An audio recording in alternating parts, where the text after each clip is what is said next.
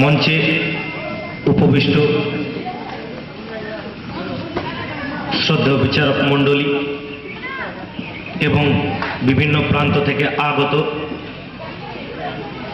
দূর দূরান্ত থেকে আগত সকল শ্রোতাবৃন্দকে যথাযোগ্য স্থানে প্রণাম, ভালোবাসা, শ্রদ্ধা জানিয়ে আজকের বিতর্কের যে বিষয়, সবার মতে অর্থই প্রকৃত প্রতিভার বিকাশের পথ, এই বিষয়ের বিপক্ষে কিছু যুক্তি দিতে চাই। তাহলে যদি এটাই প্রতিভা হয়, এখানে বাধা কোথায় অর্থের? অর্থই অনর্থের মূল, এটা আমাদের প্রবাদে আছে।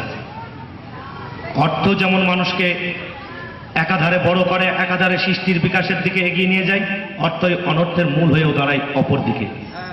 কিন্তু প্রকৃত প্রতিভা, এখানেই দাগ কাটার বিষয়। আজকের যে বিষয়, সেখানে যেটা দেওয়া আছে প্রকৃত প্রতিভা।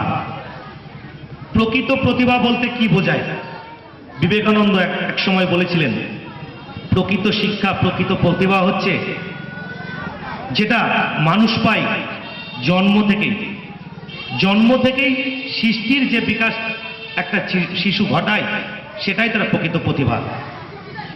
প্রকৃত প্রতিভা জন্য কোনো অর্থের প্রয়োজন হয় না আমি মনে করি। কারণ প্রকৃত প্রতিভার জন্য যদি অর্থেরই প্রয়োজন হতো, তাহলে ভাবুন না কাজী নজরুল ইসলামের কথা। তিনি এক সময় চরম হতদরিদ্রের মধ্য দিয়ে কাটিয়ে রুটির কারখানায় কাজ করে পড়াশুনো করেছিলেন। তার মধ্য থেকে তিনি একবার সৈনিক দলেও গিয়েছেন, সেখান থেকেই তিনি তার প্রতিভার বিকাশ ঘটিয়েছেন। যিনি ঈশ্বরচন্দ্র বিদ্যাসাগর যিনি উপাধি পেয়েছেন, সেই বিদ্যাসাগরকেও অর্থ কিন্তু কোনো বাধা হয়ে দাঁড়ায় নেই তার প্রতিভা সৃষ্টির ক্ষেত্রে। রাস্তায় ল্যাম্পের আলোয় তিনি পড়াশোনা করেছেন, এগুলো আমাদের জানা বিষয়, এগুলো নতুনভাবে বলবার কিছু অপেক্ষা রাখে না।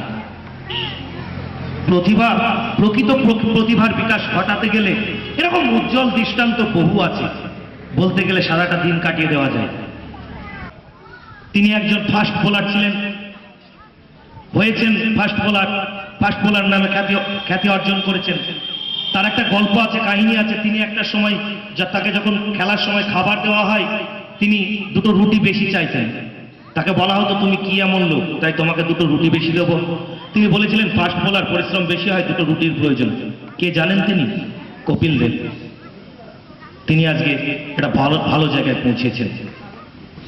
ভাবুন তো, পেলের কথা, দুটো পা, পঙ্গু, সবকিছুর সঙ্গে অর্থের তুলনা করা যায় না। শিক্ষা প্রকৃত প্রতিভার বিকাশ ঘটাতে গেলে চাই মানসিকতা, এটা আমি মনে করি। আরো উদাহরণ দিয়ে বলা যেতে পারে, প্রকৃত প্রতিভার বিকাশ ঘটাতে গেলে যে অর্থের প্রয়োজন নেই, তার জলজ্যান্ত উদাহরণ আমরা দিতে পারি। একটি নবজাত শিশু ভূমিষ্ঠ হওয়ার পর থেকেই সে যে ধরনের কার্যকলাপগুলো ঘটায়, যে ধরনের কাজগুলো সে করে থাকে, সেগুলোই কিন্তু তার প্রতিভার বিকাশ। সেখানে কিন্তু তখন থেকেই তাকে শিক্ষা দেওয়া হয় না। প্রকৃত প্রতিভার বিকাশ ঘটাতে গেলে অর্থের প্রয়োজন হয় না। গ্যালিলিওর কথা ভাবুন, নীল আর্মস্ট্রং এর কথা। আচ্ছা, আমরা যে প্লেনে চড়ি, আমরা যে ট্রেনে চড়ি, এই ধরনের জিনিসগুলো চড়বার জন্য দরকার প্রয়োজন অর্থের, কিন্তু এইগুলো যিনি আবিষ্কার করেছিলেন, তার জন্য দরকার ছিল তার প্রতিভার। কিন্তু আমরা বর্তমানে মানুষ হয়ে গেছি গতিশীল সমাজের আবদ্ধ জীব। গতিশীল সমাজে আবদ্ধ জীব আমরা কিন্তু ভাবি না অর্থ ছাড়া প্রতিভাকে বিকাশ ঘটানো যায়। এই ধরনের চিন্তা ভাবনার দিক থেকে চিন্তা করতে গেলে অর্থই যে প্রকৃত প্রতিভার বিকাশের মূল কারণ, এটা আমি বলবো না, আমি মনে করি না। আমি মনে করি প্রকৃত প্রতিভার বিকাশ ঘটাতে গেলে চাই দৃঢ় প্রতিজ্ঞা, দৃঢ় ইচ্ছা, মনের শক্তি, মনের জোর। এই বলে আমার সংক্ষিপ্ত আলোচনা আমি এখানে শেষ করছি। নমস্কার। নমস্কার। আজকের